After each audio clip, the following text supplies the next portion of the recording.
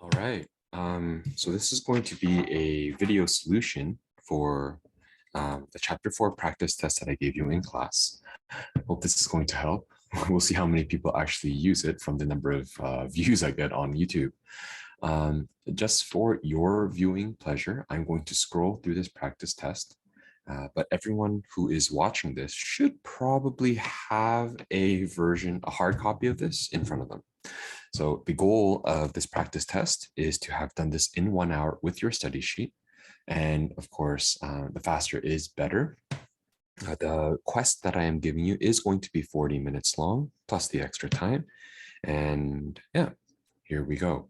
So number one, it specifically asks, use discriminants to prove that the function this has no roots. Given the function, I want you to complete the square, use the quadratic formula to find x-intercepts, and use that information to see if you can talk about axis of symmetry, domain, and range in that order. Number three, I give you a graph. There's enough information to find vertex form and factor form equations of the same graph. Number four, I ask you to practice using quadratic formula to tell me what the roots are to make this equation true. Tell me what the roots are to make that equation true. And then we'll move on to two different word questions, each of which will target two different skill sets, that is completing the square and quadratic formula. You'll see very soon. Number one, use discriminants to prove that the function has no roots. So as a reminder, you may want to go back to chapter, why am I having such a hard time trying this? Chapter 4.4, if you want to check what discriminants means and what does a positive, negative, or a zero indicate about the function. To use discriminants, we are simply checking the value of the square root portion of my quadratic formula. If you remember, quadratic formula is like this, but I'm only interested in the square root portion. My A value is -1, B value -15, C value -100. So this would equal B squared, so -15 squared minus 4 times A times C. And I'm going to see what the inside is going to equal. That would be, I guess I could try to do that in my head, but I don't want to embarrass myself on video by getting the wrong answer. So it's 15 squared, that's fine. 225. And then -4, 1, 400, that's -400, which means I'm not even going to solve this. Underneath the square root, it's going to be a negative. I can't let that stay as negative. Sorry, it bothers me. -175. Being a negative, there is no answer to this unless it becomes complex, which we didn't learn. And so I have proven that there are no possible answers for b squared plus minus square root over 2a. There is no value of x that will make this, and it says, have a y value of 0. Okay, there's no such thing. All right, let's move on. Number two, given the function here, complete the square to get the vertex, use a quadratic formula to find x-intercepts, and then we'll do this. Part A, this would be a K question because I am telling you what to do and calculating it, pure math. Completing the square, here we go. G of x, I'm going to skip steps. If you are having a hard time following my solution and how I got there, I highly recommend you go back to chapter 4.2 on the textbook and review. Moving through, for the sake of efficiency, divide by 2n squared. That's going to be plus 16 minus 16 minus 24. So this is going to be -4 squared. Let's see, plus 32 minus 24. That's going to be plus 8. My vertex, therefore, is going to be 4, 8. All right. Once again, I'm not explaining how I'm getting there. If you do want to know what all the steps are, I highly recommend going to 4.2. This is a practice test after all. I am not just trying to explain what every single step is for a question such as this. Okay? Might seem a little unreasonable, but I believe those are fair standards after all the practice and quizzes we've done. Part B, use the quadratic formula to identify the x-intercepts. What does that mean? This implies that my y value is a 0. In other words, if my y value is a 0, what would my x be? Now I could solve it with algebra, but unfortunately there are two terms that have x's.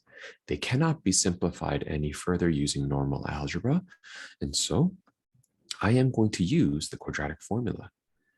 The x is going to equal negative b plus minus square root b squared minus 4ac all over 2a. Now, again, just like we did in question 1, before we even do that, there is a possibility we can save ourselves a lot of time by calculating this first. Is a square root portion of my quadratic formula a negative? If it is, oh, so easy. B squared is 16 squared minus 4 times negative 2 times negative 24. Oof, let's do this. 16 squared is 256 minus 4 times negative 2 times negative 24. Negative 4 times negative 2 times negative 24. That's going to be negative 192. Looks like it's going to be, looks like it's going to be a positive number. And would you look at that? It's actually a nice whole number. So if this is to be true, x is going to be negative b plus minus the square root of the discriminant all over 2a. So 2 times negative 2, I'm just going to write it as negative 4. So that means x is going to be negative 16 plus 8 all over negative 4, or x is going to be negative 16 minus 8 all over negative 4. Let's do that. That would be a positive 2. This would be a 24, a positive 6, 24 over 4. Yeah. So when will this be true? When will this equation equal a 0? It is when x is 2 and x is 6, aka the x-intercepts are 2 and 6. Therefore, our x-intercepts. Using this information, we're going to part C now. Using this information from A and B, let's talk about the axis of symmetry.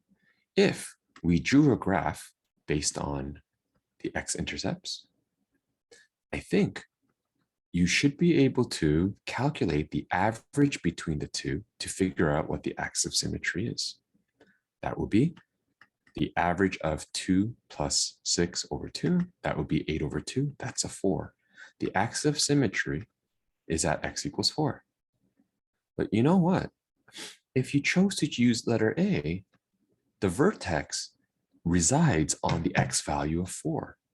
It has to be where the axis of symmetry is as well, right? So both equations tell the same story, but in a slightly different way. It's up to you to use your head to figure it out.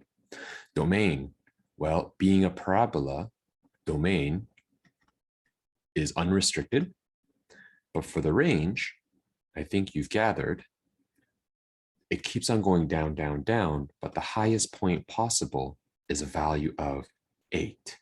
So you can say y could be any number such that y has to be smaller than equal to an 8. Just a friendly reminder of how to domain and range. Let's move on. Number 3 gives you a graph. And again, this is a very good skill to have for your test. I give you 1, 2, 3, 4 points. Take whatever points you need for vertex form. Let's do the first one.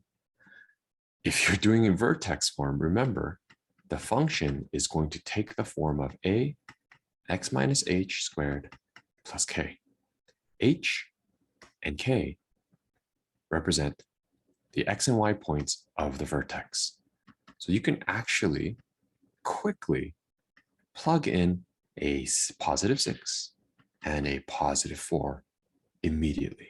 So minus h is minus positive 6 and plus 4. We're half done. All we need to do is figure out the a value. To figure out the a value, I need everything else filled in.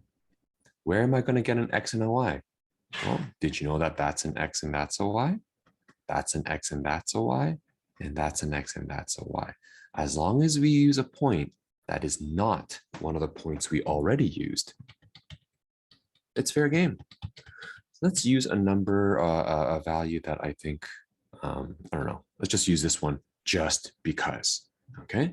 So we've got, if the y value is -5, it is because the x value was 3. Okay, that means -5 is equal to 3 minus 6, -3 squared. That's a positive 9. Let's get the 9 times a all alone. I'm going to subtract both sides by -4. And then let's get a all alone. I'm going to divide both sides by 9, -1. Therefore, my function is going to be, so my y value, I'm bringing it back out, -1 x minus 6 squared plus 4. Bam. This equation is in vertex form. It represents this parabola. Part B, write the equation in factored form. Now I could cheat. The a value, whether in vertex form or factored form, they're going to be one and the same. But let's pretend you didn't know that. F of x in factored form would take this shape. And as opposed to h and k, what the heck is r and s? R and s represent the x-intercepts. So in this case, x minus a positive 4 and x minus a positive 8. Why? Well, 4 and 8 are my x-intercepts. I'm halfway done. All I need is the a value. How do we get the a value? I need all the x's and the y's filled in. Where am I going to get the x's and y's? I already used this one. I already used this point. So you can use that point or that point to help find the a value. For the sake of argument, since I used 3, -5 for part A, let's use 3, -5 for part B. Okay. So the y value will be -5 if my x value was 3. That would be -1, -5. So -5 is equal to 5a, and a equals -1. A, would you look at that? The a value is the same on both sides. So if this was factored form, the equation would be there and done. All right, let's keep going. Right. Just a quick little thing. If I was mean to you, I would say, hey, don't do this, use this, and figure out a way to get there. That would be a pretty mean way. But if you look at our past notes, you may see a 2-step process to go from here to here. Very, very straightforward, right? Just some thoughts.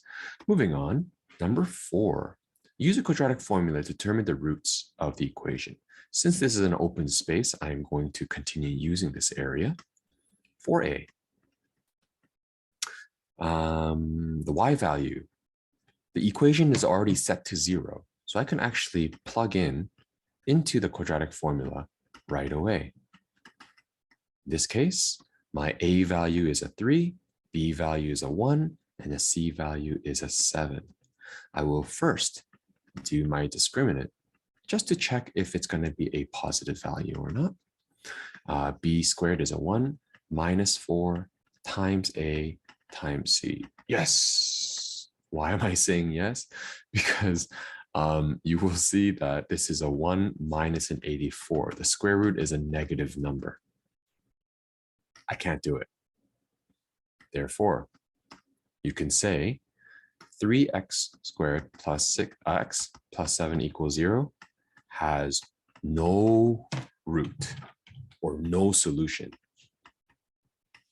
No value of x will make this true. Yay, that's the end of my question. Let's go to part B. Part B, do you remember in part A, I mentioned the equation was set to 0? Do you see one side of this equation equaling 0? No.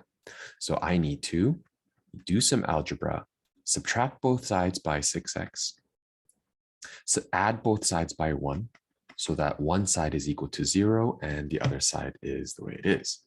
My a value now is 9, negative 6, and positive 1, because that is the equation, the quadratic equation that sets to 0. So let's try it again. Cross my fingers. I wonder if I gave you an easy question once again. B squared is negative 6 squared minus 4 times a times c. Negative 6 times negative 6 is 36. Negative 4 times 9 times 1 is a negative 36. Yay! This is slightly easy. Not as easy as the previous, but it's a 0. What does that mean? Well, it is possible, but a square root of 0 is a 0. So let's continue. There is a solution to this. X is equal to negative b plus minus 0 over 2a. So that is a 6 over 18. Only one answer. What is that answer? 1 over 3. The x value must be 1 over 3. So the x value must be 1 over 3 to make this top equation true. Done. That's number 4. Number 5 and 6 are word questions. I will go through them very, very quickly, but I believe the challenge lies in whether you're able to identify what you're supposed to do. Okay, so I'm not going to actually show you every single step. I might just do the question in my head and give you the final answer. Here we go. A t-ball player hits a ball from a tee that is 0.6 meters tall. It's not that I don't think it's too important, but I'm just going to draw this here anyways. Okay, the height of the ball at a given time is modeled by, I'm going to say a upside down parabola, where the height is what will the height be? In other words, what will the height be? In other words, what will the y value be after 1 second? So when t equals 1, that's actually a really simple question. It's asking you to plug in the time as 1 second. And if you do that, you can calculate this, giving you a final answer. Very, very, very straightforward. We've got negative 4.9 plus 7 plus 0.6. The answer is 2.7 meters. The ball will be 2.7 meters in the air after 1 second, assuming it's from being hit. When will the ball hit the ground? Take a second to figure out what that means for the equation. Going once, going twice. It means the height is a 0. In other words, my entire equation is going to be set to 0. Does that look familiar? I have an equation that's set to 0, and I want to know what the value of t might be. Should look very familiar with your previous questions. In a question like this, we are using quadratic formula. If you're not sure how I got there from just foundational logic, I would like you to take a look at the question and see if it mentioned anything about maximum or minimum or optimizing or finding the best situation or the worst situation, whatever. It's simply asking, when's it going to hit the ground? It didn't talk about the highest point. It didn't talk about the lowest point. So that might be a clue to know you're using the quadratic formula. Let's try it. B squared minus 4AC. I'm pretty sure this is going to be a normal number because it's got to be, if this is a problem, it's got to hit the ground. There's got to be a solution. But let's try it. B squared is 7 squared minus, I'm going to bracket, minus 4 times A times C. 7 squared is 49 minus 4 times negative 4.9 times 0.6. This is going to be, just to make sure I didn't make any mistakes, 60.76. So I'm going to round it for the sake of simplicity, 7.8. Okay, so it's a positive. My time, therefore, is going to be negative B plus minus 7.8 divided by 2 times A. That's going to be negative 9.8. All right, so time will be negative 7 plus this divided by negative 9.8, which I will do. Negative 7 plus 7.8 divided by negative 9.8. That is a time of negative 0.08. Or when I subtract this and divide, negative 7 minus 7.8 divided by negative 9.8, I get 1.51 seconds. So I have 2 moments where the ball will land on the ground, but I think we can safely reject this, and you have to state it. Why? When we're counting time, by logic, we would count time from 0. So assuming that time doesn't work backwards, or it's not some special case in this particular question, the ball will land 1.51 seconds after it was hit. So you say that the ball lands 1.51 seconds after being hit. There you go. Finally, at the last question, number 6. The daily production cost, C, of a special edition toy car is given by the function blah, blah, blah. C of T is in dollars. T is a number of cars made. I don't know why they called it T. Sort of confusing, but whatever. How many cars must be made? In other words, what is T? To minimize the production cost. There's your key word. So assuming this is a parabola, and because we're looking for a minimum, I'm going to guess I want to know what the T value is for that vertex. In other words, I need to complete the square. C of T is, I'm going to do it really quick. 0.2 is factored out. So if I divide a 0.2, this will be a negative 50 T, and I have plus 650 here. Let's quickly complete the square. Take negative 50, divide by 2, and square it. That's a plus 625. And to be mathematically legal, we're going to subtract by the same amount so that we essentially add a 0. 0.2, I like the first 3 terms, okay? And if I factor the first 3 terms, this becomes T minus 25 squared. And then negative 6.25 is multiplied by 0.2, giving me a negative 125. So this becomes a positive 525. Okay, how many cars? Well, again, vertex in this case is 25, 525. What is the T of my vertex? That. So how many cars must be made to minimize production cost? 25 cars must be made, okay, to minimize production cost. Using the number of cars from part A, determine the cost. Well, I don't even have to calculate. Look, I already found it. If 25 cars are made, what is the Y value? What is my cost?